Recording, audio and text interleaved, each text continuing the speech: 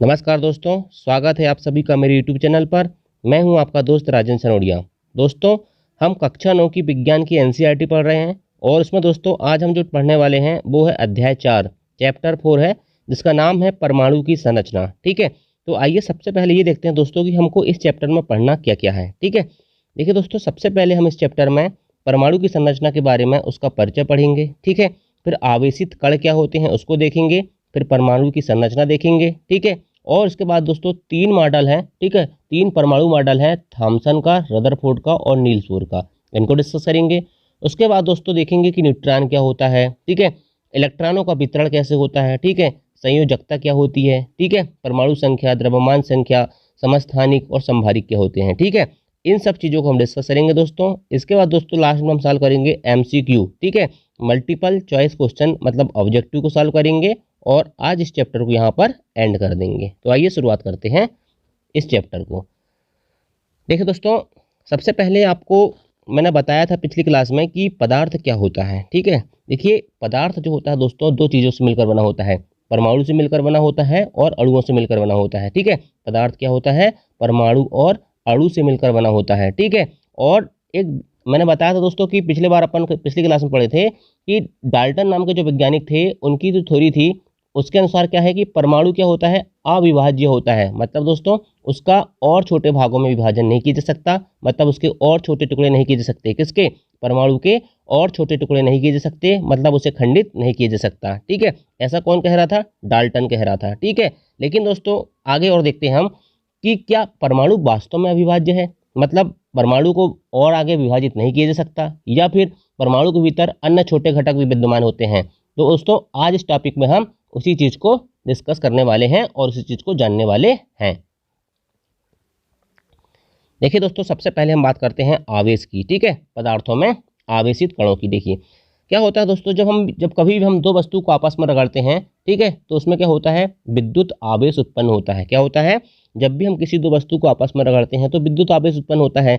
लेकिन पॉइंट की बात यह है कि ये आवेश आता कहाँ से है। ठीक है, ये आवेश आता कहाँ है। ठीक है, इसका मतलब दोस्तों ये है कि परमाणु विभाज्य है। क्या है, परमाणु विभाज्य है और आवेशित कणों से बना हुआ है। ठीक है, क्या होता है कि जब हम किसी वस्तु को रगड़ते हैं तो उसमें आवेश उत्पन्न हो जाता है, तो उसका मतलब ये है दोस्तों कि परमाणु विभाज्य है और आवेशित कणों से बना है, तभी तो आवेश उत्पन्न हो रहा है। ठीक है, तो क्या होता है दोस्तों, एक वैज्ञानिक थे जे थॉमसन। कौन, जे थॉमसन।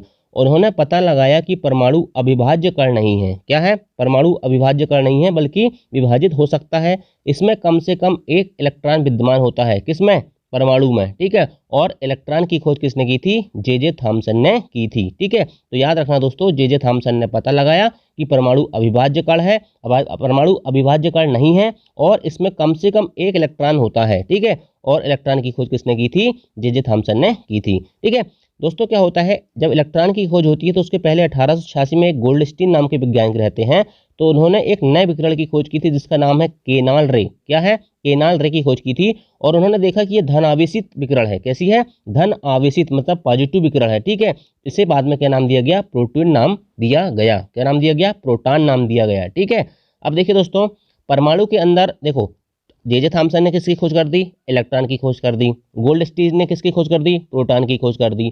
इस प्रकार से दोस्तों परमाणु के अंदर 2 कणों की खोज हो गई। ठीक है, तो देखिए दोस्तों क्या होता है, इलेक्ट्रॉन में होता है माइनस आवेश, ऋण आवेश होता है, और प्रोटॉन में क्या होता है, धन आवेश होता है। ठीक है, इलेक्ट्रॉन में माइनस होता है और प्रोटॉन में पॉजिटिव मतलब धन आवेश होता है।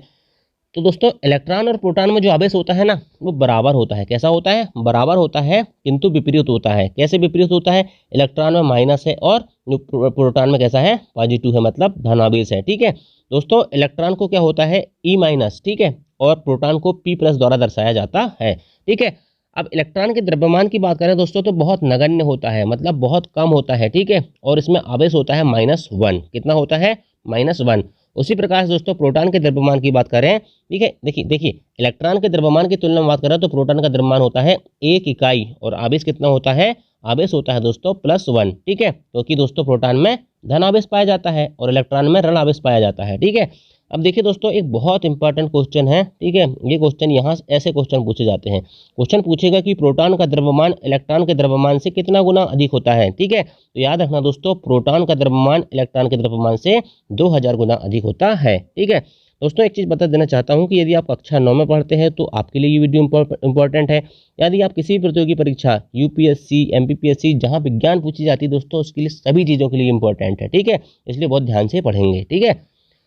चलिए अब देखते हैं, परमाणु प्रोटॉन एवं इलेक्ट्रॉन से बने होते हैं। ये बात तो हमने देख ली है। किससे बने होते हैं? प्रोटॉन एवं इलेक्ट्रॉन से बने होते हैं, जो परस्पर आवेश को संतुलित करते हैं, ठीक है, माइनस और पॉजिटिव क्या करते हैं, एक दूसरे को बैलेंस करते हैं, ठीक है। प्रोटॉन क्या होता है दोस्तों? परमाणु के सबसे भीतरी भाग में होते हैं, ठीक है, और इलेक्ट्रॉन को आसानी से निकाला जा सकता है, परंतु प्रोटॉन को नहीं निकाला जा सकता है, ठीक है। ये क्या कह रहा है कि प्रोटॉन परमाणु के सबसे भीतरी भाग में होते हैं और इलेक्ट्रॉनों को आसानी से निकाला जा सकता है, क्योंकि इलेक्ट्रॉन बाहर होते हैं, और प्रोटॉन को आसानी से नहीं निकाला जा सकता क्योंकि वो प्रोटॉन क्या होते हैं, नाभिक के भीतर होते हैं, ठीक है। चलो देखते हैं दोस्तों परमाणु की संरचना, ठीक है। वैज्ञानिक दोस्तों जिन्होंने इलेक्ट्रॉन की खोज की, उनका नाम क्या है? J Thomson. तो जे थॉमसन दोस्तों पहले वैज्ञानिक थे जिन्होंने परमाणु की संरचना से संबंधित पहला मॉडल प्रस्तुत किया। कौन सा मॉडल? पहला मॉडल। यदि आपसे पूछा जाए कि परमाणु की संरचना से संबंधित पहला मॉडल किसने प्रस्तुत किया, तो याद रखना जे थॉमसन ने किया, और जे थॉमसन वही व्यक्ति है जिन्होंने दोस्तों इलेक्ट्रॉन की खोज की थी, ठीक है। तो दोस्तों अब देखिए, डाल्टन का परमाणु सिद्धांत क्या कहता है कि परमाणु अविभाज्य है, ठीक है। परमाणु अविभाज्य है मतलब उसे विभाजित नहीं किया जा सकता, लेकिन परमाणु के भीतर दोस्तों दो मूलकल इलेक्ट्रॉन और प्रोटॉन उपस्थित हैं, ठीक है। इससे क्या हो रहा है? इससे ये हो रहा है कि डाल्टन की जो अवधारणा थी वो क्या हो जाती है? गलत साबित हो जाती है, ठीक है। तो अब ये जानना आवश्यक हो गया दोस्तों कि परमाणु के भीतर में जो कण पाए जाते हैं वो किस प्रकार से व्यवस्थित होते हैं, ठीक है। जब अवधारणा गलत हो गई कि परमाणु अविभाज्य नहीं होता, ठीक है, तो हमें ये भी तो जानना जरूरी है कि परमाणु के भीतर में कण किस प्रकार से व्यवस्थित होते हैं। तो उसके लिए दोस्तों क्या आता है? परमाणु के लिए उसके लिए क्या आता है? थॉमसन का परमाणु मॉडल आता है, ठीक है। अब देखिए दोस्तों, थॉमसन का परमाणु मॉडल क्या होता है? सबसे पहले हम ये तो जान लें कि थॉमसन थे कौन। तो देखिए दोस्तों, थॉमसन जो थे एक ब्रिटिश भौतिक शास्त्री थे। कौन थे? ब्रिटिश भौतिक शास्त्री थे, जिनका जन्म कब हुआ था? 18 दिसंबर 1856 में मैनचेस्टर के कीचम हिल क्षेत्र में हुआ था। क्वेश्चन पूछा जाएगा दोस्तों कि थॉमसन का जन्म कहाँ हुआ था, ठीक है, तो आपको पता होना चाहिए मैनचेस्टर के कीचम हिल क्षेत्र में हुआ था। कॉम्पिटिशन एग्जाम में नहीं पूछा जाएगा, लेकिन जो आपका 9th क्लास है ना, उसमें पूछा जा सकता है, और कॉम्पिटिशन एग्जाम में भी पूछा जा सकता है कि थॉमसन का संबंध किस देश से है, ठीक है। याद रखना मैनचेस्टर इंग्लैंड से है। बहुत इंपॉर्टेंट पॉइंट, इलेक्ट्रॉन की खोज के कारण 1906 में, कब? 1906 में इन्हें क्या हुआ था? भौतिक शास्त्र में नोबेल पुरस्कार मिला था, ठीक है। इंपॉर्टेंट पॉइंट यही है दोस्तों कि इलेक्ट्रॉन की खोज के लिए उन्हें 1906 में क्या मिला था? भौतिक शास्त्र में नोबेल पुरस्कार मिला था, ठीक है। और उन्होंने दोस्तों जो थॉमसन ने जो परमाणु मॉडल दिया था, ये मॉडल क्या था? क्रिसमस केक पर आधारित था। किस पर आधारित था? क्रिसमस केक पर आधारित था। उदाहरण के लिए दोस्तों आप केक ले लो, ठीक है, एक केक ले लिए, केक के ऊपर क्या होता है? काजू किशमिश चिपकी होती है ना, सूखे मेवे चिपके होते हैं, ठीक है। तो वही चीज़ बताना चाहता हूँ। देखिए क्या होता है कि परमाणु की संरचना मॉडल में थॉमसन ये कहता है कि जो परमाणु की संरचना मॉडल होती है क्रिसमस केक की तरह होती है, ठीक है। मतलब परमाणु क्या होता है? धन आवेशित होता है, और इलेक्ट्रॉन जो होते हैं सूखे मेवे की तरह होते हैं, ठीक है। मतलब दोस्तों जितना भी केक है वो धन आवेशित है, और उसमें जो मेवे चिपके हुए हैं वो क्या है? इलेक्ट्रॉन है। उदाहरण के लिए दोस्तों हम एक तरबूज लेते हैं, ठीक है। तरबूज आपने देखी होगी, अंदर पूरा लाल रहता है, ठीक है। तो जो अंदर वाला जो जितना भी लाल भाग है ना दोस्तों, उसको क्या कहा थॉमसन ने? उसने कहा कि ये धनावेश है, ठीक है। और उसमें बीच बीच में जो काले काले क्या होते हैं? काले काले बीजे होते हैं ना दोस्तों, तरबूज के देखे होंगे आपने, क्या होते हैं? काले काले बीजे होते हैं ना। तो काले काले बीजों को उन्होंने क्या कहा कि ये क्या है? ये इलेक्ट्रॉन है, ठीक है, इलेक्ट्रॉन है, तरबूज के बीज हैं, ठीक है। इस प्रकार से दोस्तों ये हो गया आपका थॉमसन का परमाणु मॉडल, ठीक है। अभी हम आगे देखेंगे कि थॉमसन के परमाणु मॉडल के अनुसार और क्या बात कही गई है।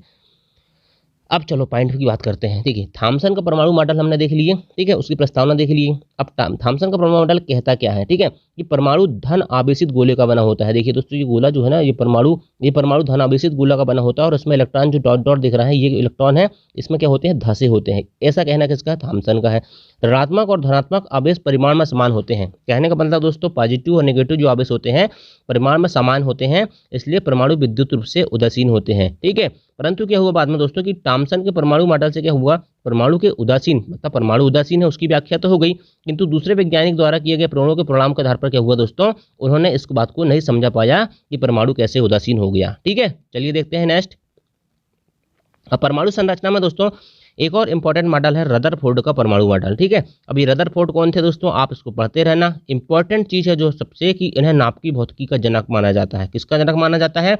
नाभिकीय भौतिकी का जनक किसे माना जाता है? रदरफोर्ड को माना जाता है। ये क्वेश्चन छपता है, ठीक है, तो सबसे इंपॉर्टेंट है, ठीक है। और रेडियोधर्मिता पर अपने योगदान और सोने की पन्नी द्वारा परमाणु की नाभिक की खोज के लिए भी बहुत प्रसिद्ध हुए। 1908 में 1908 में इन्हें नोबेल पुरस्कार मिला। जे थॉमसन को कब मिला था? 1906, 2 साल पहले, ठीक है। और इनको कब मिला? 1908 में, ठीक है। और नाभिकीय भौतिकी का जनक कहा जाता है इसे रदरफोर्ड को। ठीक है, नेक्स्ट देखते हैं।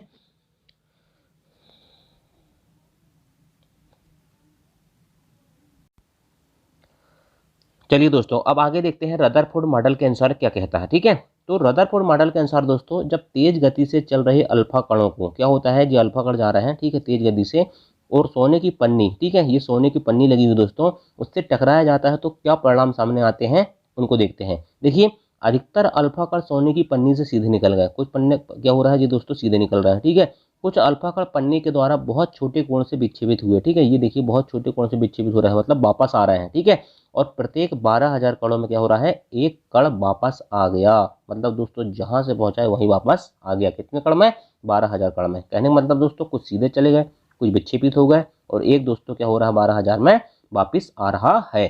ठीक है, आगे क्या कहता है दोस्तों कि अल्फा कण प्रकीर्णन के आधार पर निम्न परिणाम मिले। ठीक है, परमाणु के भीतर का अधिकतर भाग खाली है, क्योंकि अधिकतर अल्फा कण बिना विक्षेपित हुए सोने की पन्नी से बाहर निकल जाते हैं। मतलब दोस्तों क्या होता है, जब अल्फा कण सीधे निकल जाते हैं तो उसका मतलब क्या हुआ, परमाणु के भीतर का अधिकतर भाग कैसा है, खाली है। ठीक है, परमाणु में धन आवेशित भाग बहुत कम है, क्योंकि बहुत कम कण अपने मार्ग से विक्षेपित होते हैं। ठीक है, मतलब दोस्तों धन आवेशित भाग बहुत कम है, तभी तो क्या हो रहा है, बहुत कम कण क्या हो रहा है, अपने मार्ग से बहुत कम कोण पे विक्षेपित हो रहे हैं। ठीक है, और तीसरी पॉइंट बोलता है दोस्तों कि बहुत कम कण 180 डिग्री पर विक्षेपित हुए, जिससे यह संकेत मिलता है कि सोने के परमाणु का पूर्ण धन आवेशित भाग और द्रव्यमान बहुत कम आयतन में सीमित है। मतलब जो नाभिक होता है ना दोस्तों, यही बात है। ठीक है, नाभिक से टकरा के सीधा वापिस आ रहा है। ठीक है, मतलब ये बहुत कम आयतन, मतलब बहुत छोटे क्षेत्र में सीमित होता है। ठीक है, तो प्राप्त आंकड़ों के आधार पर उन्होंने यह निष्कर्ष निकाला कि नाभिक की त्रिज्या परमाणु की त्रिज्या से 10 की पावर 5 छोटी होती है। ठीक है, कितनी होती है, 10 की पावर 5, मतलब 10 की घात 5 गुना छोटी होती है। चलिए, तो जब रदरफोर्ड ने सब कर लिया तो अपना एक नाभिकीय मॉडल प्रस्तुत किया। ठीक है, और उन्होंने क्या कहा कि परमाणु का केंद्र धनावेशित होता है, जैसे नाभिक कहा जाता है। एक परमाणु का लगभग संपूर्ण द्रव्यमान नाभिक में होता है। ठीक है, क्या होता है, परमाणु का केंद्र धनावेशित होता है, जिसे नाभिक कहा जाता है, और परमाणु का लगभग संपूर्ण द्रव्यमान कहाँ केंद्रित होता है, नाभिक में होता है। इलेक्ट्रॉन नाभिक के चारों ओर वर्तुलाकार में चक्कर लगाते हैं। ये कौन कह रहा है, ये कौन कह रहा है, रदरफोर्ड कह रहे हैं। ठीक है, और नाभिक का आकार परमाणु के आकार की तुलना में काफी कम होता है। ठीक है, अब रदरफोर्ड के मॉडल की कुछ कमियां हैं दोस्तों। ठीक है, तो देखिए दोस्तों, इनकी कमियां क्या था, इसके हिसाब से हम इसको नहीं पढ़ेंगे। ठीक है, तो आपको एक लाइन याद रखना है, यदि ऐसा होता, कैसा, जैसा रदरफोर्ड ने कहा है, यदि ऐसा होता तो परमाणु अस्थिर होता, जबकि हम जानते हैं कि परमाणु कैसा होता है, स्थायी होते हैं। ठीक है, तो बोर का परमाणु मॉडल है दोस्तों तीसरा मॉडल। बोर क्या कहता है कि रदरफोर्ड मॉडल पर उठी आपत्ति, क्या होता है, रदरफोर्ड ने जब अपना मॉडल दिया तो उस पर कुछ आपत्ति उठती है, तो उस आपत्तियों को दूर करने के लिए नील्स बोर ने, किसने, नील्स बोर ने परमाणु की संरचना के बारे में निम्न अवधारणाएं प्रस्तुत की। ठीक है, उन्होंने क्या कहा, इलेक्ट्रॉन केवल कुछ निश्चित कक्षाओं में ही चक्कर लगा सकते हैं, जिन्हें इलेक्ट्रॉन की विविक्त कक्षा कहते हैं। देख रहे हैं दोस्तों, सर्किल अलग अलग ये क्या है, कक्षाएं हैं। ठीक है, क्या है, कक्षाएं हैं, और जब इलेक्ट्रॉन इस विविध कक्षा में चक्कर लगाते हैं तो उनकी ऊर्जा का विकिरण नहीं होता है। ऊर्जा मतलब विकिरण नहीं करते हैं। ठीक है, चलिए देखते हैं नेक्स्ट। अब नील्स बोर कौन थे, तो नील्स बोर के बारे में एक पॉइंट इंपॉर्टेंट रखना है दोस्तों याद, कि इनका जन्म कोपेनहेगन में हुआ था। ठीक है, और इनको नोबेल पुरस्कार कब मिला था दोस्तों, 1922 में। कब मिला था, 1922 में। 1906 में किसे मिला था, जे थॉमसन। 1908 में गोल्डस्टीन, मतलब रदरफोर्ड, और 1922 में किन्हें मिल गया, नील्स बोर को मिल गया। ठीक है, इनकी कुछ पुस्तक है दोस्तों, आप इनको पढ़ लेना। ठीक है, चलिए देखते हैं नेक्स्ट। न्यूट्रॉन क्या होता है, 1932 में क्या हुआ दोस्तों, जेम्स चैडविक नाम के एक व्यक्ति हुए, उन्होंने एक और कण को खोज निकाला, इलेक्ट्रॉन और प्रोटॉन के बाद तीसरा कण खोज निकाला, जिसे उन्होंने क्या देखा, ये अनावेशित है, मतलब इसमें कोई भी चार्ज नहीं है, ना तो पॉजिटिव चार्ज है और ना नेगेटिव चार्ज है, और इसका जो द्रव्यमान है दोस्तों प्रोटॉन के बराबर है। ठीक है, मतलब न्यूट्रॉन का द्रव्यमान किसके बराबर है, प्रोटॉन के द्रव्यमान के बराबर है, तो इसको क्या कहा गया, न्यूट्रॉन कहा गया। ठीक है, और न्यूट्रॉन को क्या कहते हैं, एन से प्रदर्शित करते हैं। न्यूट्रॉन को किससे प्रदर्शित करते हैं, एन से प्रदर्शित करते हैं, और हाइड्रोजन को छोड़कर दोस्तों सभी परमाणु के नाभिक में न्यूट्रॉन होता है। क्वेश्चन पूछा जाएगा दोस्तों, किसके नाभिक में न्यूट्रॉन नहीं होता है। ठीक है, तो याद रखना, हाइड्रोजन के नाभिक में क्या होता है, न्यूट्रॉन नहीं होता है। और याद रखना दोस्तों, यदि पूछा जाए कि परमाणु का द्रव्यमान बराबर क्या होता है, तो नाभिक में उपस्थित प्रोटॉन और न्यूट्रॉन के द्रव्यमान का योग, मतलब प्रोटॉन और न्यूट्रॉन का जो द्रव्यमान होगा दोस्तों, वो परमाणु के द्रव्यमान के बराबर होता है। चलिए आगे देखते हैं। विभिन्न कक्षाओं में इलेक्ट्रॉन कैसे वितरण करते हैं। ठीक है, तो देखिए दोस्तों, परमाणु की विभिन्न कक्षाओं में इलेक्ट्रॉन के वितरण के लिए बोर और बरी ने, दो व्यक्ति हुए थे, बोर और बरी ने कुछ नियम प्रस्तुत किए, जिसे बोर बरी का नियम भी कहते हैं। क्या कहते हैं? बोर बरी का नियम कहते हैं।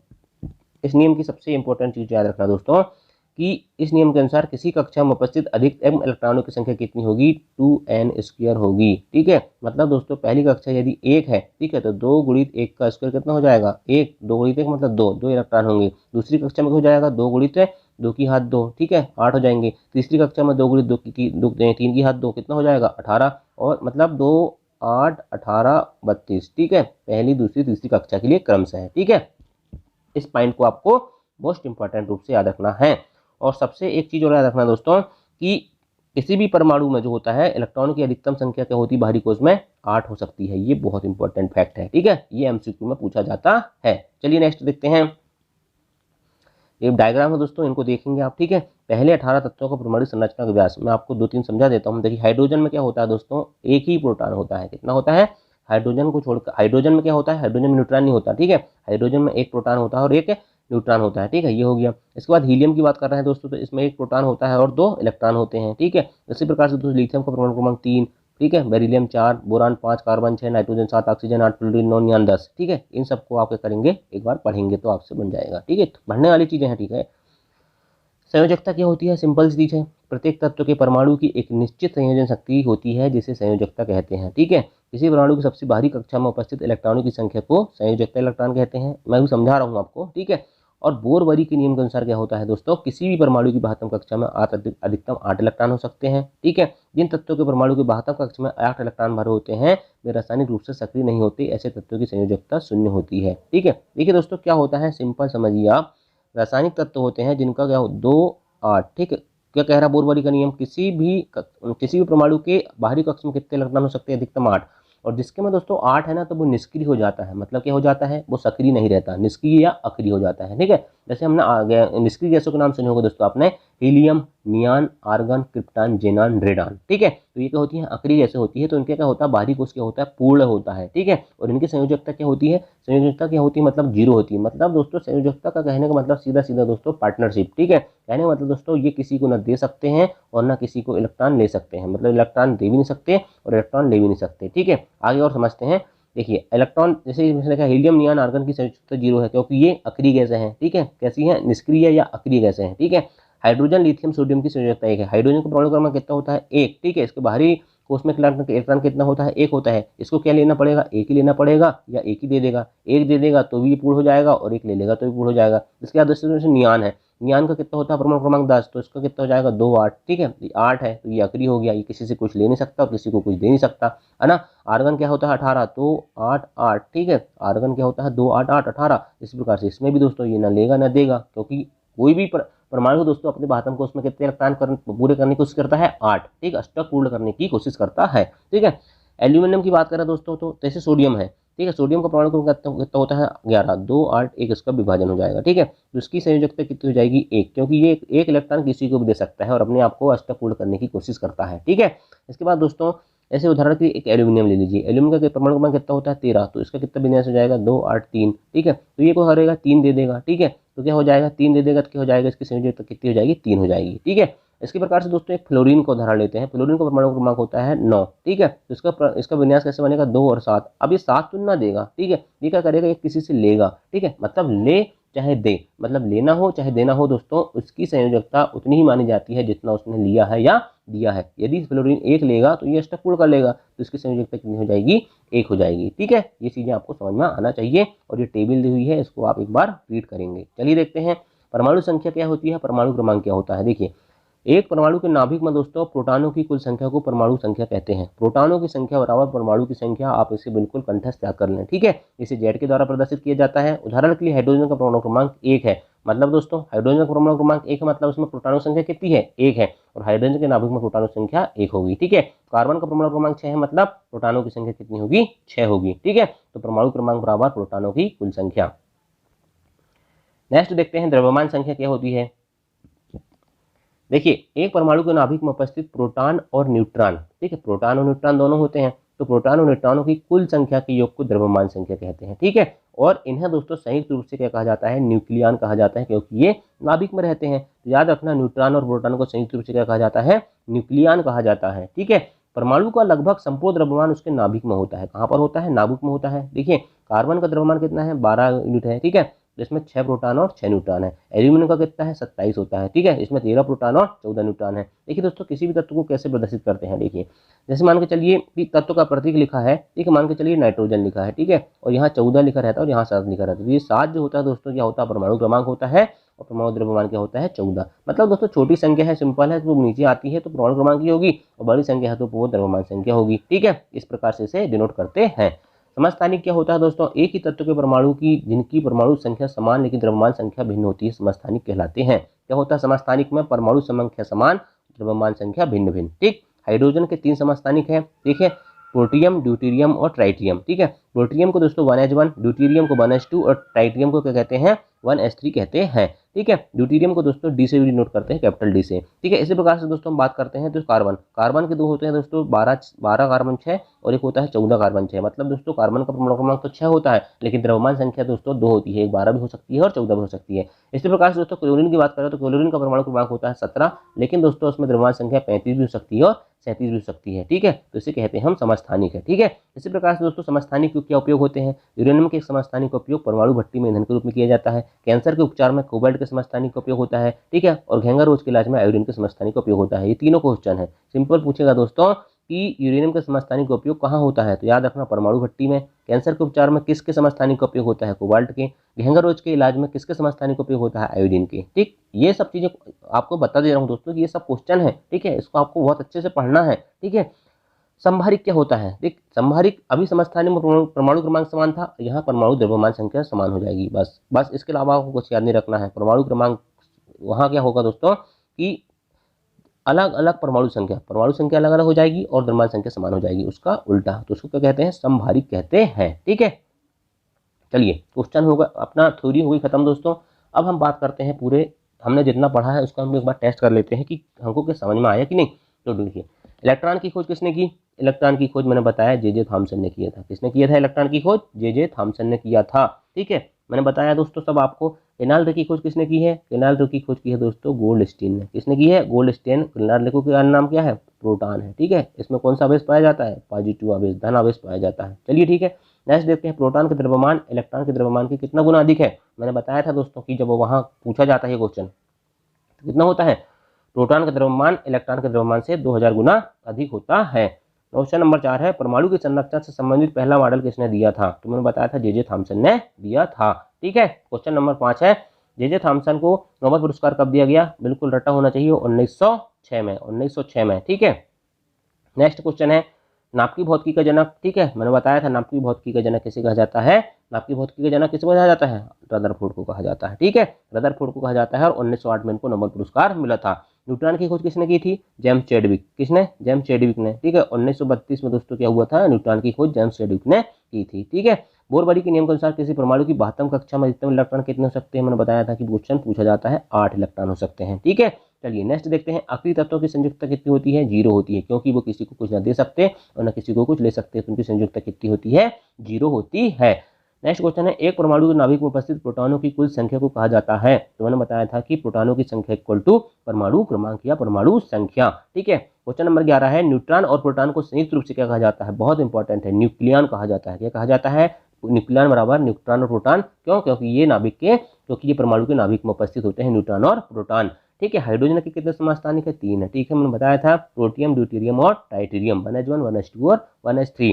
सम्मिलित नहीं है, इलेक्ट्रॉन में ऋणावेश बिल्कुल सही है, भूटान लिख दिया दोस्तों, यहाँ प्रोटॉन हो जाएगा। धनावेश न्यूट्रॉन में उदासीन और सभी सम्मिलित है, तो सभी सम्मिलित है, इसका आंसर हो जाएगा डी। ठीक है, नेक्स्ट क्वेश्चन देखते हैं, सम्मिलित खोजकर्ता नहीं है, जे थॉमसन इलेक्ट्रॉन की खोज ठीक है, गोल्डस्टीन केनाल्ड की खोज, चैडविक न्यूट्रॉन की खोज, सभी सम्मिलित है, सही बात, ऑप्शन नंबर डी सही हो जाएगा। ठीक है, तो दोस्तों गोल्डस्टीन को याद रखना, केनाल्ड को कहते हैं हम प्रोटॉन भी कहते हैं, जिसमें पॉजिटिव आवेश पाया जाता है।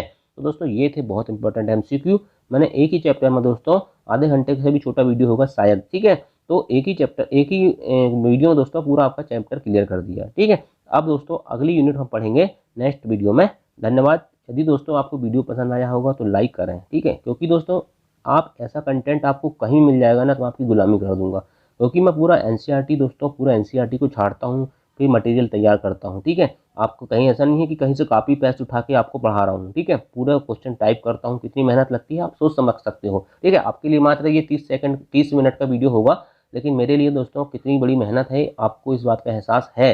तो आप चैनल को लाइक करो दोस्तों और सब्सक्राइब करो। ठीक है, और थोड़ा सपोर्ट करिए दोस्तों। इसके बाद दोस्तों मैं आपके लिए ऐसा ही बेहतर कंटेंट लेकर आऊँगा। ठीक है, और देखिए कंटेंट इंपॉर्टेंट है दोस्तों। ठीक है, आपको कंटेंट कैसा मिल रहा है और पढ़ना आपके ऊपर ही है। ठीक है, मैं अब आपको पढ़ाने नहीं आ सकता। ठीक है, पढ़ना आपको ही पड़ेगा। मेरा काम है बताना है, समझाना है, बस। इसके बाद दोस्तों मेरा काम है, और जैसे दोस्तों मेरा एक मैंने बताया कि सनोडिया 91, ठीक है, सनोडिया 91 जैसे मेरा चैनल का नाम है, उसी प्रकार से मेरा टेलीग्राम चैनल भी है, उसको आप सर्च करो और उसमें पीडीएफ डाल रहा हूँ दोस्तों, उन पीडीएफ को पढ़ते रहो। ठीक है, बार बार चैनल में आके वीडियो देखने की जरूरत नहीं है। ठीक है, आधा घंटा आप आधा घंटे की पीडीएफ दोस्तों वहाँ आके 5 से 10 मिनट में पढ़ लोगे। ठीक है, लेकिन एक बार इस वीडियो को पूरा देखोगे तब आपको वो चीज़ पूरी समझ में आएगी। ठीक है, थैंक यू, जय हिंद।